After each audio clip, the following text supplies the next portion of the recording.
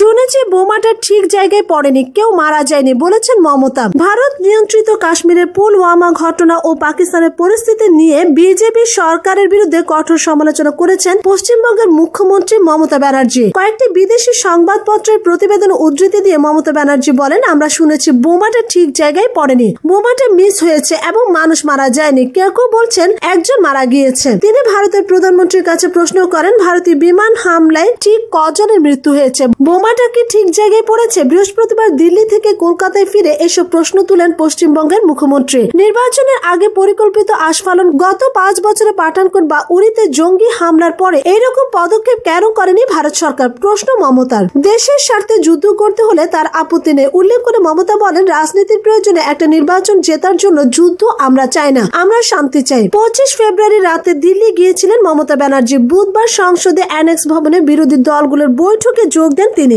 সেই বৈঠকে দেশের নিরাপত্তা পরিস্থিতি নিয়ে মূলত আলোচনা হয়। ভারত পাক উত্তেজনাকে বিজেপি রাজনৈতিক স্বার্থে ব্যবহার করার চেষ্টা করছে বলে সেই বৈঠকেই অভিযোগ তুলেন এই তৃণমূল নেত্রী। বৈঠকে বিরোধী দলগুলোর যৌথ বিবৃতিতে শাসক দলের কঠোর সমালোচনা করা হয়। বৃহস্পতিবার কলকাতায় মমতা বন্দ্যোপাধ্যায়ের সুর আরো চাচালো। তিনি বলেন, জওয়ানদের রক্ত নিয়ে রাজনীতি আমরা কেউ পছন্দ করি না। তিনি আরো বলেছেন, আমরা জানতে চাইতে পারি বিমান হামলায় কতজন মারা গিয়েছে, কারা মারা গিয়েছে, কিছু তো আমরা জানতে পারিনি। ভারতের বিমান হামলায় পাকিস্তানের ঠিক কতজনের মৃত্যু হয়েছে তা নিয়ে বিভ্রান্তি হয়েছে বলে মমতা ব্যানার্জি দাবি করেন। 300 জন, 350 জন, 400 জন সংবাদ মাধ্যমে এমন নানা সংখ্যা ঘোরাফেরা করছে। টেলিভিশন চ্যানেলগুলোকে একতরফা তথ্য খাওয়ানো হয়েছে বলেও অভিযোগ করেন মমতা ব্যানার্জি। এবার ভিন্ন প্রসঙ্গ, ইমরান খানের সমালোচক ছিলাম, এবার ভক্ত হয়ে গেলাম বলেছেন ভারতীয় বিচারপতি। ইমরান খানের বুদ্ধি ও প্রজ্ঞার উচ্ছ্বসিত প্রশংসা করেছেন ভারতীয় সুপ্রিম কোর্টের সাবেক বিচারপতি মার্কান্ডে কার্জু। তিনি বলেন, আমি আগে ইমরান খানের সমালোচক ছিলাম, কিন্তু টেলিভিশনে তার প্রজ্ঞা ও বুদ্ধিদীপ্ত বক্তব্যের কারণে তার ভক্ত হয়ে গেলাম। ভারতীয় পাইলটকে মুক্তি দেওয়ার বিষয়ে শুক্রবার পাকিস্তানের সংসদে দেশটির প্রধানমন্ত্রী ইমরান খানের বক্তব্যের প্রশংসায় ভারতীয় এই বিচারপতি এসব কথা বলেন। পাক ভারত উত্তেজনার মধ্যে ভারতীয় পাইলটকে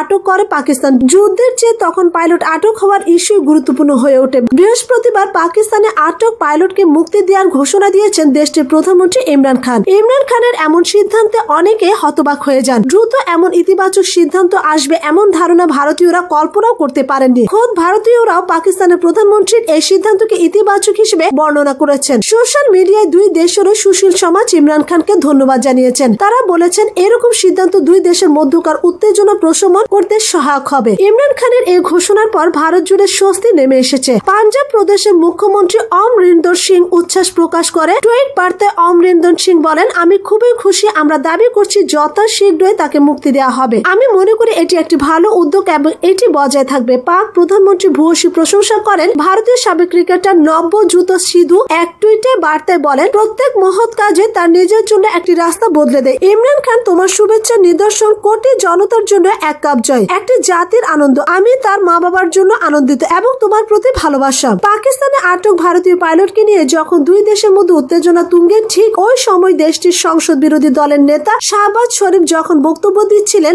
এক পর্যায়ে তাকে থামিয়ে দিয়ে পাকিস্তানের প্রধানমন্ত্রী ঘোষণা করেন, আগামীকাল আমরা শান্তির বার্তা স্বরূপ আটক পাইলটকে মুক্তি দেব। এ সময় পাকিস্তানের সংসদে দাঁড়িয়ে দেশটির প্রধানমন্ত্রী ইমরান খান আরো বলেন, আমাদের লক্ষ্য শান্তি। আমি ঘোষণা করছি আলোচনার দরজা উন্মুক্তের প্রথম পদক্ষেপ হিসেবে আগামীকাল তাকে মুক্তি দেওয়া হবে। পাকিস্তান আগামীকাল ভারতীয় বিমান কর্মকর্তাকে কারাগার থেকে মুক্তি দেবে। এই সময় তিনি ভারতের উদ্দেশ্যে আরো বলেন, পাকিস্তানের এই উদারতাকে কখনো দুর্বলতা মনে করবে না। পাকিস্তানের প্রধানমন্ত্রীর ওই বক্তব্য সংসদে সর্বসম্মতিক্রমে সমর্থন করা হয়। পরে ইমরান খান বলেন, আমরা বুঝতে পারছি নির্বাচনকে সামনে রেখে ভারত যুদ্ধাবস্থায় জিয়ে রাখতে চাইছে। তিনি আরো বলেন, ভারতের হামলার জবাবে পাল্টা হামলা না চালানোয় পাকিস্তানের জনগণ আশাহত হতে পারে, কিন্তু হতাহতের কোনো খবর না পাওয়া পর্যন্ত আমরা দ্রুত কোনো পদক্ষেপ নেব না বলেই সিদ্ধান্ত নিই। এজন্য আমরা কোনো প্রতিক্রিয়া দেখাইনি। তিনি আরো বলেন, ভারতের হামলার জবাবে পাল্টা হামলা না চালানোয় পাকিস্তানের জনগণ আশাহত হতে পারে, কিন্তু হতাহতের কোনো খবর না পাওয়া পর্যন্ত আমরা দ্রুত কোনো পদক্ষেপ নেব না বলে সিদ্ধান্ত নিই। এজন্য আমরা কোনো প্রতিক্রিয়া দেখাইনি। আমরা যদি তড়িৎ কোনো পদক্ষেপ নিতাম তবে তার পরিস্থিতির তীব্রতা আরো বাড়তো। পাল্টা হামলা করার একমাত্র উদ্দেশ্য ছিল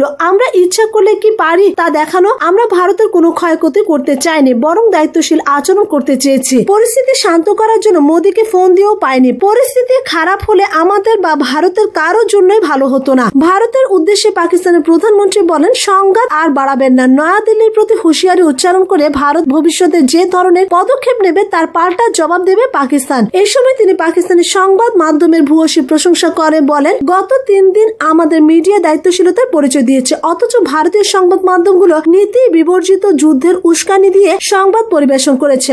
কারণ গত 17 বছর ধরে আমাদের মিডিয়া লাশ, রক্ত ও সন্ত্রাসবাদের ভয়াবহতা দেখেছে। যদি তারা এসব দেখতো তাহলে তারা যুদ্ধের ক্ষেত্র তৈরিতে ভূমিকা নিত না। ইমরান খান বলেন, পাকিস্তানের প্রতি আঙ্গুল তুলে ধরার পরিবর্তে ভারতের উচিত নিজেদের আত্মসমালোচনা করা। ভারতের দখলে থাকা কাশ্মীরের জনগণ কতটা নিপীড়িত হয়েছে তার অনুধাবন করা। এখন তারা জীবন দিয়ে হলেও স্বাধীনতা চায়, এজন্য তারা লড়াই করছে। এবার ভিন্ন প্রসঙ্গ, শাবানা সাচিন সানিয়া মির্জাকে কেন এত গালিগালাজ? ভারত শাসিত কাশ্মীরের পুলওয়ামাতে ঠিক 10 দিন আগে আত্মঘাতী হামলায় 40 জনেরও বেশি আধা সেনার মৃত্যুর পর ভারত জুড়ে যে পাকিস্তান বিরোধী আওয়াজ উঠছে তাতে গলা না মেলানোর অভিযোগে এবার তোপের মুখে পড়ছেন সে দেশের অনেক সেলিব্রিটি বা তারকাই। সোশ্যাল মিডিয়াতে এই ইস্যুতে তীব্র ট্রোলিং এর মুখে এর মধ্যে বিবৃতি দিয়ে নিজের কৈফিয়ত দিয়েছেন টেনিস তারকা সানিয়া মির্জা, যার স্বামী শোয়েব মালিক একজন পাকিস্তানি ক্রিকেটার। বলিউড অভিনেত্রী শাবানা আজমি ও তার স্বামী গীতিকার জাভেদ আখতার বাতিল করেছেন তাদের নির্ধারিত করাচি সফর। তারপরও তাদের পেতে হচ্ছে দেশবিরোধী তকমা।